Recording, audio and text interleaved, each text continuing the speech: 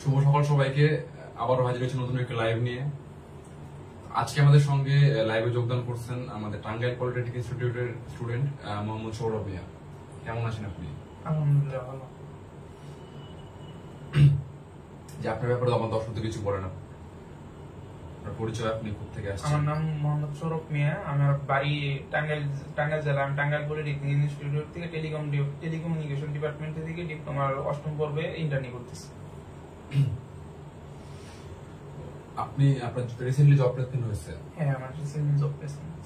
তো এই যে একটা সাকসেস, মানে যাই হোক জীবনের প্রথম জব, একটা ছোট বড় সাকসেস বলা যায়, তো এই সাকসেসের জায়গায় আসতে পারে আপনার অনুভূতিটা কেমন বর্তমানে? অনুভূতিটা অনেক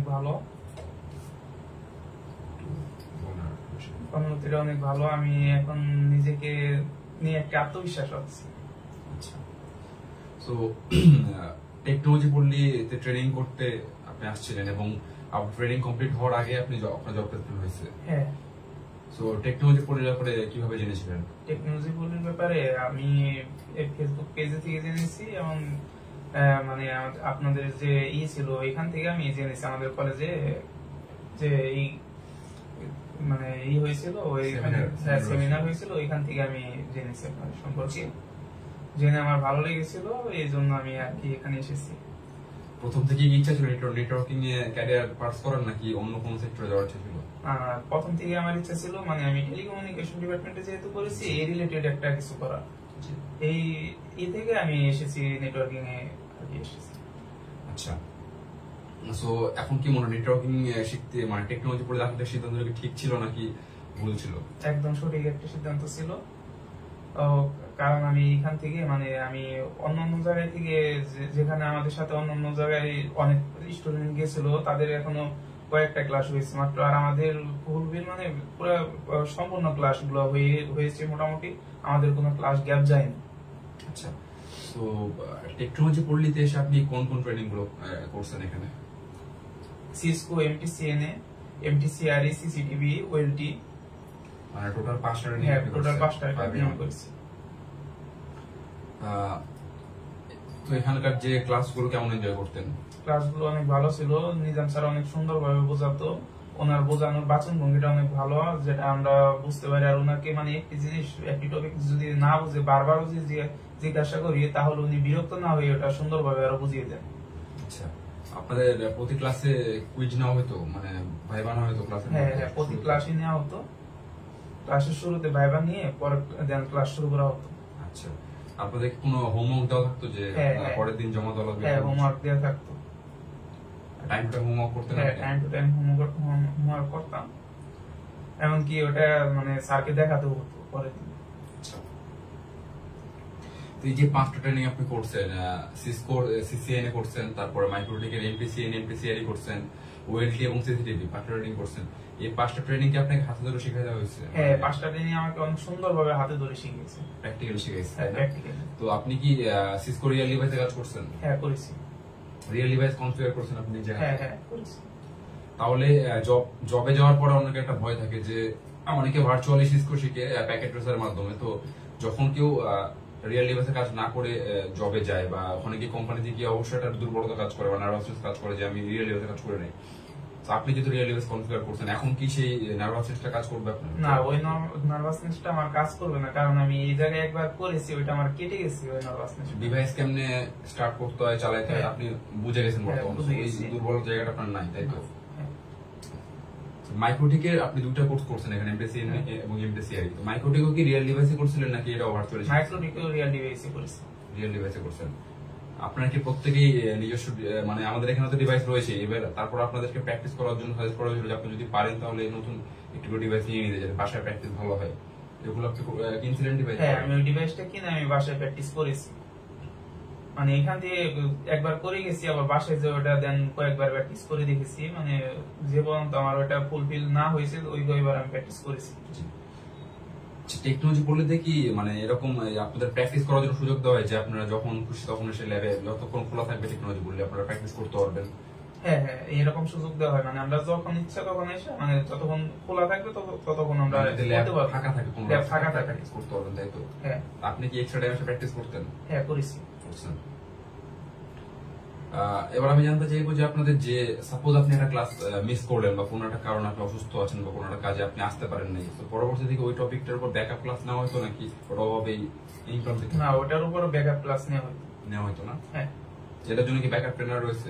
হ্যাঁ রয়েছে।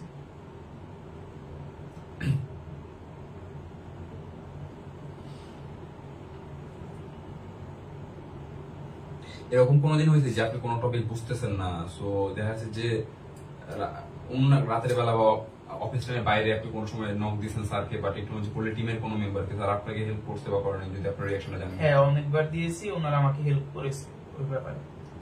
হেল্প করছে, তাই না? যখন আপনি আপনার ট্রেনিং শুরু হওয়ার কতদিনের মাথায় আপনার জব প্লেসমেন্ট হয়েছে? ট্রেনিং শুরু হওয়ার 2 মাসের পরে। 2 মাস? তো আপনার ট্রেনিংটা কয় মাসে ছিল? 3 মাসে। তো 3 মাস ট্রেনিং শেষ হওয়ার আগে আপনার প্লেসমেন্ট হয়েছে? হ্যাঁ। এ ব্যাপারে যদি কিছু বলেন যে কিভাবে 2 মাসের মধ্যে প্লেসমেন্ট হলো? 2 মাসের মধ্যে আমি এক জায়গায় হয়েছিল, ওই জায়গায় আমি সিভি জমা দিয়েছিলাম, ওই জায়গায় আমার ডেকেছিল, তারা আমাকে অনেক কিছু জিজ্ঞাসা করেছিল, আমি সুন্দরভাবে উত্তর দিতে পেরেছিলাম, এই জন্য আমার এটা হয়ে গেছিল। এখানে ওই কোম্পানিটা কি টেকনোলজি পড়তে রেফার করা হয়েছিল আপনাকে? হ্যাঁ। তারপরে ওখানে কি ইন্টারভিউ কি রকম প্রশ্ন আসতে পারে, ইন্টারভিউ কিভাবে ফেস করতে হবে, সব বিষয়ে কি আপনাকে এখানে প্রপার ট্রেনিং দেওয়া হয়েছিল? হ্যাঁ, প্রপার ট্রেনিং দেওয়া হয়েছিল।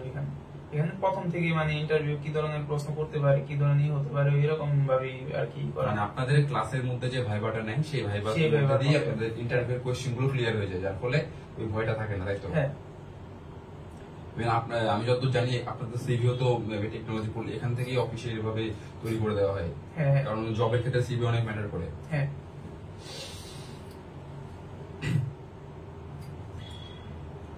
তো যেখানে আপনি কোথায় কর্মরত আছেন বর্তমানে? আমি আলফা বর্ডওয়ে সিস্টেমে কর্মরত আছি বর্তমানে।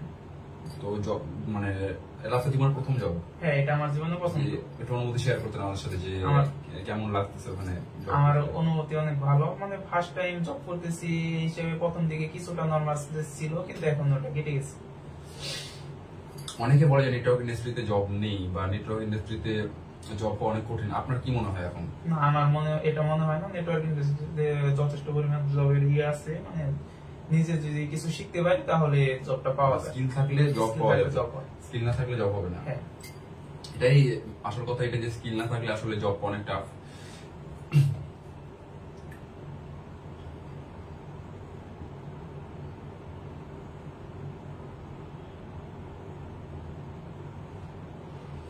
কি আপনি জবের পাশাপাশি আপনার বিএসসি কমপ্লিট শেষ করতে চান?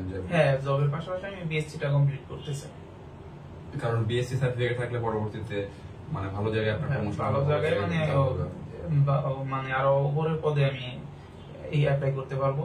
এইজন্য এটা একটা প্লাস পয়েন্ট আপনাদের, কারণ ডিপ্লোমা করার পরে আপনারা যে একটা জব পাবেন, ওই জবের আপনার নিজের অর্থায়নে কিন্তু আপনি বিএসসি শেষ করতে পারবেন। নিজের অর্থায়নে আমি বিএসসি টা করতে পারবো, এটা আমার জন্য একটা প্লাস পয়েন্ট। জি, কারণ নরমালি যারা আছে তারা হচ্ছে যে বাসা থেকে সবাইকেই বাসা থেকে অর্থ নিয়ে বিএসসি করা লাগে, বাট যেহেতু আপনাদের এখানে জব প্লেসমেন্ট হয়েছে ডিপ্লোমা পরে, সো আপনাদের ওই টাকাটা নিজেরাই আপনি ক্যারি করতে পারবেন। হ্যাঁ।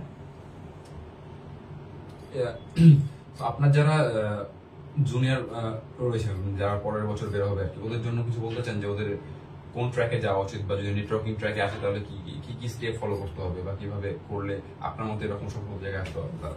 আমার ওদের প্রতি একটা অ্যাডভাইস যে ওরা যা যাই করে ভালো একটা ট্রেনিং সেন্টারে যেন যায়, ভালো একটা ট্রেনিং সেন্টারে, যেমন আমি টেকনোলজি বলতে এসেছি, ওরা টেকনোলজি বলতে আসতে পারে। টেকনোলজি বললে অনেক ভালো, এই জায়গায় অনেক সুন্দরভাবে শেখায়। আমি ওদের এটাই অ্যাডভাইস করবো যে ওরা এখানে আসতে পারে।